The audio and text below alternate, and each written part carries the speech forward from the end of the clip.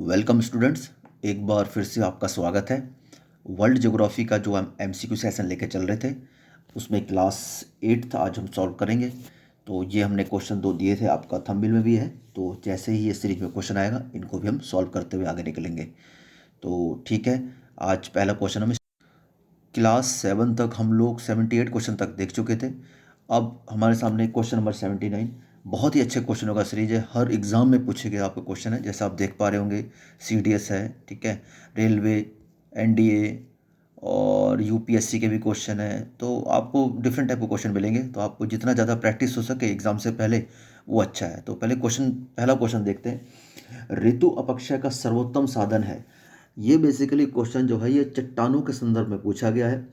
चट्टानों में जो अपक्षय जो होता है, अपक्षय जिसे बोला जाता है, अपक्षय नहीं अपक्षय जिसे बोला जाता है, जैसे चट्टानों का जो विघटन होता है, चट्टानों में जो टूट फूट होती है, वो किस ऋतु में सर्वाधिक होती है। तो मतलब क्वेश्चन का प्रकृति ये है पूछने का मकसद।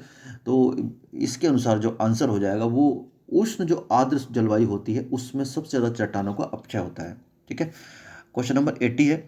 महाद्वीपों और पठारों के निर्माण किस संचलन से होता है। मतलब कौन सी विधि से होता है, ऊर्ध्वाधर होता है, क्षैतिज होता है या ऋणात्मक संचलन होता है। तो दो चीज़ें ध्यान रखिएगा, दोनों क्वेश्चन साथ साथ हैं। एक महाद्वीपों का पठारों का निर्माण और पर्वत और घाटियों का निर्माण। तो महाद्वीपों का जो निर्माण होता है वो होता है क्षैतिज संचलन से। अगला क्वेश्चन है पर्वत और घाटियाँ किस संचलन से बनती है, ये ऊर्ध्वाधर संचलन से बनती है। दोनों क्वेश्चन साथ में है, दोनों क्वेश्चन को साथ में समझ जाते हैं, एक है क्षैतिज और एक है ऊर्ध्वाधर। ओके, क्वेश्चन नंबर 82 है। अग्निवलय किसे कहा जाता है। मतलब वह क्षेत्र जहाँ पर सर्वाधिक भूकंप और ज्वालामुखी संबंधी घटनाएं होती हैं। तो प्रशांत महासागर का जो क्षेत्र है, जापान से आप थोड़ा सा दाहिनी साइड में देखेंगे तो वो जो क्षेत्र कहलाता है वो प्रशांत परिमेखला कहलाता है। ओके, रिंग ऑफ फायर भी इसे कहा जाता है। क्वेश्चन नंबर 83 है। पृथ्वी के किस भूभाग में भूकंप आना आम बात है। ओके, तो किस भाग में भूकंप आना आम बात हो जाएगी। ये भी जो इंडिकेट कर रहा है ये भी प्रशांत वलय जो रिंग ऑफ फायर है ना, तो उसको इंडिकेट कर रहा है। तो आप समझ के चलिए, जैसे ये मान के चलिए चाइना का एरिया हो गया, इधर जापान है, कुछ एरिया होता है, फिर यहाँ पर आपका ये जो एरिया है ना ये आपका कहलाता है रिंग ऑफ फायर। तो ये आप पूर्वी एशिया कह सकते हो। ये जो एशिया ये आपका पूर्व क्षेत्र हो गया ना, तो पूर्वी एशिया कह सकते हो। इसका सही उत्तर हो जाएगा पूर्वी एशिया। क्वेश्चन नंबर 84 है। आंतरिक नदियों द्वारा शुष्क मरुस्थलीय क्षेत्रों में निर्मित झील किस नाम से जानी जाती है। जैसे हमारा थार मरुस्थल है, ऐसे जो मरुस्थल क्षेत्र में कोई झील बन जाती है, ठीक है, वर्षा जल एकत्र होने से, तो वो झील कहलाती है पलाया झील। ओके, निम्न में से किस ज्वालामुखी को भूमध्य सागर का प्रकाश स्तंभ कहा जाता है। तो इनमें से जो स्ट्राम्बोली है इसको भूमध्य सागर का इस प्रकाश स्तंभ कहा जाता है, क्योंकि ये सक्रिय ज्वालामुखी है, इसमें विस्फोट होते रहता है। तो इसके विस्फोट से क्या होता है कि बहुत ज़्यादा रोशनी निकलती है। तो उस रोशनी के कारण जो जहाज और अति बाकी गतिविधियाँ होती हैं उनके लिए ये प्रकाश स्तंभ का कार्य करता है। तो इसे स्ट्राम्बोली को ही प्रकाश स्तंभ कहा जाता है भूमध्य सागर का। हिंद महासागर का सबसे बड़ा द्वीप, अगर सबसे बड़ा द्वीप वैसे पूछता तो ग्रीनलैंड हो जाता। ओके, दूसरा बड़ा सबसे बड़ा द्वीप पूछा जाता तो न्यू गिनी हो जाता। तीसरा मेडागास्कर है, लेकिन यहाँ पे हिंद महासागर का पूछा गया है तो मेडागास्कर। अब इन तीनों चीज़ों को याद रखेंगे। ओके, अगला है, ये कुछ क्वेश्चन दिए गए हैं, वो किस प्रकार के पर्वत या बताया किस प्रकार के पर्वत है उनसे हमें मैच करना है। तो अरावली भी हमें पता है अवशिष्ट पर्वत है, बिल्कुल ठीक है। ओके, और ब्लैक फॉरेस्ट ये ब्लॉक पर्वत का उदाहरण है, जर्मनी में है। ब्लॉक पर्वत अभी एक आगे जिक्र आएगा, तो मैं एक बार फिर से, जिसको भ्रंशोत पर्वत भी कहा जाता है। और माउंट कोटोपैक्सी ज्वालामुखी पर्वत है। विंध्य बचता है तो ये वलित वलित पर्वत नहीं होगा, विंध्य ये कुछ ऑप्शन सेट करने में या तो गलती हुई है जो भी है। विंध्य अवशिष्ट पर्वत का उदाहरण है, विंध्य हो गया, ये अरावली हो गया, तो ये ऑप्शन गलत हो जाएगा, अवशिष्ट पर्वत ही इसको मान के चलेंगे। तो इसके हिसाब से ऑप्शन तो नहीं निकल पाएंगे, मैंने आपको मैच करा दिया है। अगला, निम्न में से कौन सी नदी का निक्षेपात्मक स्थल रूप नहीं है। थोड़ा हिंदी थोड़ी क्लिष्ट होती है तो उच्चारण में दिक्कत आ जाती है, चलिए कोई बात नहीं। निक्षेपात्मक स्थल रूप कौन सा नहीं है। ओके, अब इसका मतलब आंसर मतलब निकालने का तरीका ये है कि नदियों द्वारा लाया गया जो भी कचरा होता है या जो भी कंकड़ पत्थर आदि जो भी होता मलबा होता है, वो निक्षेप के रूप में उसको कहीं छोड़ देने से, नदियाँ जब बहती हैं तो अपने साथ जो लाया गया जितना भी मलबा होता है बीच में छोड़ते हुए आदि निकल जाती हैं, ठीक है। तो उससे अलग अलग स्थलाकृति बनती है अलग अलग क्षेत्रों में। तो वो कौन सा इनमें से ऐसा ऑप्शन है जो नहीं है? तो बाढ़ का मैदान तो बिल्कुल ठीक हो जाएगा। ओके, बाढ़ का मैदान बनता ही जो है नदियों द्वारा लाया गया जो अब मिट्टी है, कटाव है, ठीक है। और प्राकृतिक तटबंध बिल्कुल ठीक है, नदियों के मुहाने उससे पहले बन जाते हैं प्राकृतिक तटबंध। ओके, नदी विसर्प या मियांडर ये नहीं होगा। कारण क्या है कि जब नदी पहाड़ से निकलकर मैदान में प्रवेश करती है तो कहीं कहीं के बीच बीच में घाटियाँ आ जाती हैं, जैसे छोटी छोटी घाटियाँ आ गई, घाटियाँ या आप छोटे छोटे पट ऊंची नीची जगह आ गई मान के चलो। तो नदी क्या करती है, इनके ऊपर से ना बहकर इनके साइड से निकल जाती है, ठीक है, साइड से निकल जाती है, तो इनको मियांडर कहा जाता है। तो ये जो कंडीशन है ना, तो इनमें क्या है कि आपका कोई भी नदी यहाँ विक्षेप या अवक्षेप यहाँ छोड़ नहीं रही है, तो ये निकल जा रही है चुपचाप। तो इनको ही हम कह सकते हैं कि ये जो आकृति है ना, ये निक्षेपात्मक स्थल रूप नहीं है। ओके, 4 बार पढ़ना बोलना पड़ गया निक्षेपात्मक, ठीक है।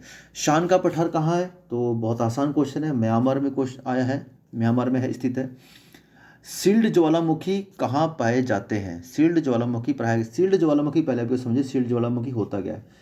सील्ड ज्वालामुखी ऐसे ज्वालामुखी बनते हैं, जैसे नॉर्मली क्या होता है कि ज्वालामुखी जब विस्फोट होता है तो इसका मलबा क्या होता है, लावा जो होता है इसी के आसपास ही इकट्ठा हो जाता है।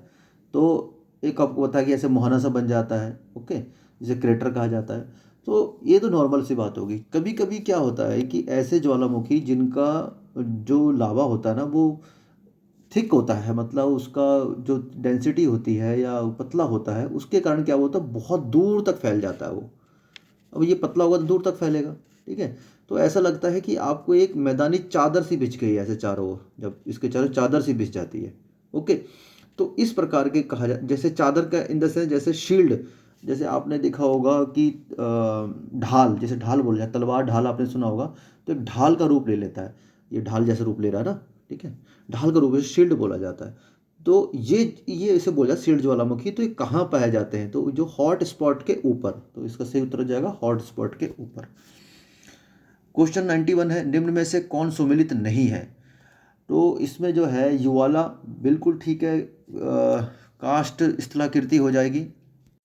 और स्केरी सागरी जलाकृति कहा जाता है, जूजेन मरुस्थल स्थलाकृति आता है। लेकिन जो अवनमन कुंड होता है ये हिम हिम स्थलाकृति नहीं है, ये नदी द्वारा बनाई गई स्थलाकृति। जैसे ये मान लीजिए पहाड़ है कोई, ठीक है, पहाड़ से जब नदी गिर रही है, जब नदी गिर रही है जलप्रपात के रूप में, तो यहाँ पर जो जहाँ पर गिर रहा है तो वहाँ पर एक कुंड जो बना जाती है ना, ठीक है, तो उसे ही अवनमन कुंड कहा जाता है। तो ये नदी के द्वारा बनाई जाती है। तो इसका सही उत्तर हो जाएगा ऑप्शन सी। निम्न कथनों पर विचार करिए। चलिए विचार करते हैं। नदी उत्तर प्रौढ़ावस्था में विसर्पण करती है। मैंने आपको बताया था ना, विसर्पण, जब नदी गिर के आगे इस आकार में जाती है तो इसे विसर्पण कहते हैं, बिल्कुल ठीक है। इस अवस्था में नदी घाटी सपाट एवं चौड़ी होती है, बिल्कुल ठीक है, दोनों कंडीशन बिल्कुल ठीक है। और ए और आर दोनों सही है, आर ए की सही व्याख्या करता है। क्वेश्चन है, मरुस्थल दिए गए हैं वो उनको हम मैच करना है। मंगोलिया, गोबी मरुस्थल, मंगोलिया, जो गोबी मरुस्थल है मंगोलिया और चीन दोनों में सीमा साझा करता है, आप देख सकते हैं। भारत का थार मरुस्थल जो सबसे आबादी वाला मरुस्थल है। चिली का अटाकामा और अर्जेंटीना पेंटागोनिया। ओके, तो इसका आंसर आपका 93 से हम निकाल लेंगे। ओके, तो इसके हिसाब से जो आंसर हो जाएगा आपका, सही आंसर हो जाएगा बी। ओके, बी पे टिक कर देते हैं। नेक्स्ट क्वेश्चन है, परितक्यत, यार आज इतनी क्लिष्ट हिंदी क्यों आ रही है? पर्यक्त डेल्टा का उदाहरण निम्न में से किस नदी द्वारा प्रस्तुत किया जाता है? तो पहले तो परितक्यत को समझते हैं कि ये क्या होता है। नॉर्मली जैसे हम गंगा का उदाहरण लेके चलते हैं, मान के चलिए गंगा नदी है, तो गंगा नदी आपको पता है सुंदरवन डेल्टा का निर्माण करती है। तो ये डेल्टा कहाँ पर है? गंगा ब्रह्मपुत्र के मुहाने पर है, पश्चिम बंगाल के इस क्षेत्र में है। जैसे ये मान के चलते हैं भारत का ये नक्शा है, तो यहाँ पर इसका निर्माण होता है। तो जहाँ पर ये डेल्टा का निर्माण कर रही है गंगा नदी, ये डेल्टा तो प्रायः यहीं पे डेल्टा का निर्माण करती है, ठीक है। जब भी गंगा नदी तो अनवरत बह रही है तो यहाँ पर डेल्टा का निर्माण करती है। लेकिन कभी क्या होता है, नदी जिस जगह पर डेल्टा का निर्माण कर रही है, सदियों से कर रही है, बट कभी कभी क्या होता है कि वो अपने उस डेल्टा का निर्माण कहीं और करती है, वहाँ ना करके कहीं और कर देती है, मतलब अपना जो जल छोड़ने जा रही है वो कहीं और छोड़ देती है। तो इससे क्या होता है, बाढ़ आदि घटनाएं होती हैं। तो आप मेरी बात समझ गए होंगे, बाढ़ आदि घटनाएं वगैरह हो जाना ये होता है क्योंकि एक जगह ना अपने पथ बदल देना, रास्ता बदल देना, कहीं और जाकर निक्षेप कर देना और कहीं और जाकर डेल्टा बना देना। तो ये जो कहा जाता है ये हांगो नदी द्वारा किया जाता है, जिसे चीन का शोक भी कहा जाता है, इसी वजह से चीन का शोक कहा जाता है। ओके, अगला क्वेश्चन है, सूची 1 को सूची 2 से मिलाते हैं। अब ये कुछ पर्वत और घाटियाँ दे रखी है तो मिलाना है। अब देखिए ये है आईएएस का क्वेश्चन। आईएएस क्वेश्चन क्यों है, यहाँ पे देखिए दो दो पो घाटी दी हुई हैं और 2 पो घाटी दिए गए और 5 ऑप्शन दिए गए, मतलब पो घाटी 2 है और 2 अलग अलग जगह पाई जाती है। तो पहले तो हम जो आसान चीज़ है उसको निकाल लेते हैं। ग्रेट डिवाइडिंग रेंज कहाँ है, ऑस्ट्रेलिया में। ओके, तो कभी कभी एक ऑप्शन से भी आंसर निकल आता है, लेकिन यूपीएससी का तो नहीं निकलता खासकर। 95 का बी तो अगर हमारा मैच कर रहा है 3, तो 3 अब इन 2 जगह आ रहा है, ठीक है, इन 2 ऑप्शन में आ रहा है, तो इतने आसानी से निकलना तो है नहीं। तो चलिए कोई बात नहीं, एब्रो घाटी स्पेन में है, अब पो घाटी बची। ओके, एक सेकंड एक सेकंड एक सेकंड एक सेकंड, इसका सही उत्तर हो जाएगा बी, ठीक है। एब्रो घाटी स्पेन में, ग्रेट डिवाइडिंग रेंज ऑस्ट्रेलिया में, एक पो घाटी अफ्रीका में, एक पो घाटी इटली में, इसका सही उत्तर बी हो जाएगा। क्वेश्चन नंबर 96 की तरफ आगे बढ़ते हैं हम लोग। अब ये कुछ दिए गए नदी, घाटी और बैंक और कुछ पर्वत, तो इसमें मैच करते हैं। तो सबसे पहले किलिमंजारो तो पर्वत है, ओके। बोलिविया का पठार आप जानते ही होंगे। डॉवर एक बैंक है, ओके, डॉवर बैंक है। और हडसन नदी घाटी है, जो हडसन मोहक नदी घाटी कनाडा कनाडा कनाडा के पूर्वी तट पर स्थित हो गया। जैसे न्यूयॉर्क से ऊपर जाएंगे तो ये हडसन मोहक आ जाएगा, ओके। ठीक है, तो मैंने इसको मैच करा दिया है, ओके। अगला क्वेश्चन, अब पर्वत है और वो किस प्रकार के पर्वत हैं, तो उस देखिए अब यहाँ विंध्य आ गया, मैंने विंध्य को वहाँ पे हटाया था, तो यहाँ विंध्य अवशिष्ट पर्वत आप लगा सकते हैं, बिल्कुल लगाएंगे आप, ठीक है। तो विंध्य यहाँ पर अवशिष्ट पर्वत का उदाहरण हो जाएगा। फ्यूजियामा ज्वालामुखी पर्वत का उदाहरण है। और आल्प्स जो है वो है वलित पर्वत का उदाहरण, ठीक है, यहाँ वलित हो जाएगा, ओके। और वासजेस जो है भ्रंसोत पर्वत का, मैं थोड़ी देर पहले भ्रंसोत पर्वत बताऊंगा, ब्लॉक माउंटेन जो बोला था, जैसे बोला जाता है, ओके। तो ये जर्मनी में स्थित है। ब्लॉक माउंटेन क्या होता है कि आपने धमाल मूवी देखी होगी ना। धमाल मूवी में क्या था कि जब भी अरशद वारसी जो होता है कहीं भी फंसता है, तो मानव उसका नाम होता है ना, हाँ, तो आदि और मानव, तो जब भी उसे क्या फंसाना होता है, तो जैसे मानिए वो मेरा पिज्ज़ा किसने खाया आंटी कहती है, तो वो क्या करते हैं, वो तीनों लाइन से खड़े होते हैं, तीनों लाइन से खड़े होते हैं, ये दो पीछे हट जाते हैं, ये दो पीछे हट जाते हैं, ये दो पीछे हट जाते हैं, ऑटोमेटिक ये भाई सामने आ जाता है, ये सामने आ जाता था, इसका मतलब उसी को दोषी बनाया जाता है। इसी प्रकार क्या होता है, जब जमीन, ये मान लो ये ज़मीन है, ये ज़मीन है, ये ज़मीन है, ये ज़मीन का बीच वाला भाग उसके दोनों साइड नीचे की तरफ धंस जाए, पीछे की तरफ हो जाए, तो ये ऑटोमेटिक ऊपर वाला भाग माना जाएगा। तो इस प्रकार के जो पर्वत बनाए जाते हैं इसको बन जाते हैं, इसके जो ऊपर की आकृति पर्वत धीरे धीरे बढ़ता जाता है, ये नीचे धंसते जा रहे हैं, ये बढ़ता जा रहा है, ये धंसते जा रहा है, ये बढ़ता जा रहा है। तो इस प्रकार जो पर्वत आकृति बनती है इसे भ्रंशोत पर्वत या ब्लॉक माउंटेन कहा जाता है। तो जो वासजेस है भ्रंशोत का उदाहरण हो गया। क्वेश्चन नंबर 98 है, निम्नलिखित में कौन सा स्वरूप वायु अपर्दन द्वारा बनता है, वायु अपर्दन द्वारा बनता है जो, देखिए चलो एक्सप्लेन करते जाते हैं। अब कोई जैसे चट्टान है ना, चट्टान है, इस प्रकार की कोई चट्टान है। अब इन चट्टान में क्या होता है कि जब चट्टान का जो निचला वाला हिस्सा होता है ना, जमीन मुलायम होता है, यहाँ मान के ये मुलायम हिस्सा है, तो यहाँ पे वायु अपर्दन, लगातार वायु वायु अपर्दन हो रहा है। तो ये अपर्दन होते होते होते, एक दिन की प्रोसेस नहीं, कई सालों की प्रोसेस होती है। तो अपर्दन होते होते ये इसका जो नीचे वाला हिस्सा हो जाता है ना, छोटा हो जाता है, कट जाता है, जैसे ये था ये बन गया, फिर ओके, फिर उसके बाद इसे छत्रिका कहा जाता है। और फिर जब ये और आगे बढ़ जाता है तो ये ऐसे करके ये भी और भी कट जाता है, तो इस प्रकार का शेप ले लेता है, ओके। तो इसे बोला जाता है स्तंभ कहा जाता है, भूस्तंभ कह दिया। अब ये जब कई सारे भूस्तंभ इकट्ठे हो जाते हैं एक जगह पे, इनको यार्डंग कहा जाता है। तो इस प्रकार की स्थलाकृति को यार्डंग कहा जाता है। तो इसका सही उत्तर हो जाएगा यार्डंग। अगला क्वेश्चन है, समतल चोटी वाली समुद्री पहाड़ी को क्या कहा जाता है, तो समतल चोटी वाली समुद्री पहाड़ी को ग्योट कहा जाता है। वीडियो लंबी ना बन जाए थोड़ा एक्सप्लेन ज़्यादा करने में। चलिए कोई बात नहीं। सवाना तुल्य जलवायु को और किस नाम से जाना जाता है? तो सूडान तुल्य जलवायु के नाम से जाना जाता है। निम्नलिखित में कौन सी ठंडी जलधारा नहीं है? तो फॉकलैंड ठंडी जलधारा है, कैलिफोर्निया ठंडी जलधारा है, पश्चिमी ऑस्ट्रेलिया ठंडी जलधारा है, अगुलास ठंडी जलधारा नहीं है, ये गर्म जलधारा है। आपको बस एक चीज़ ध्यान रखना है, जो धारा विषुवत रेखा से दूसरी ओर चली जाती है वो गर्म जलधारा, विषुवत रेखा से दूसरी ओर जाएगी तो गर्म जलधारा हमेशा रहेगी, और विषुवत रेखा की ओर जाने वाली जलधारा हमेशा ठंडी होती है। उत्तरी ऑस्ट्रेलिया में निम्न में से किस प्रकार की जलवायु पाई जाती है? तो ऑस्ट्रेलिया का जो उत्तरी क्षेत्र है ना, वहाँ पर मानसूनी जलवायु पाई जाती है। खुले नदमुख के धसान से संबंधित तट है, ठीक है, तो इनको बोला जाता है, जो खुले नदमुख होते हैं, जो ऐसे वाले जो गिरते हैं बिल्कुल डायरेक्ट आके समुद्र के अंदर, ज्वार नदमुख टाइप के, तो उनके जो धस जाने से जो तट बन जाता है वो उसको रिया तट कहा जाता है। रिया चक्रवर्ती नहीं, रिया तट। याद रखने के लिए रिया चक्रवर्ती याद रख सकते हैं। ओके। हडसन मोहक घाटी कहाँ स्थित है? मैं आपको पहले बता चुका हूँ, कनाडा में स्थित है।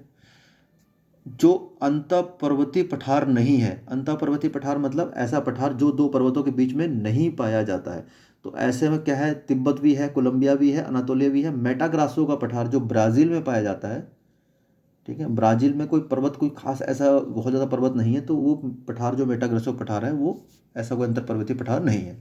पर्वतों की उत्पत्ति का रेडियोधर्मिता सिद्धांत किससे संबंधित है? ये जॉली LLV मतलब जॉली जी से संबंधित है, LLV जॉली जी से संबंधित है।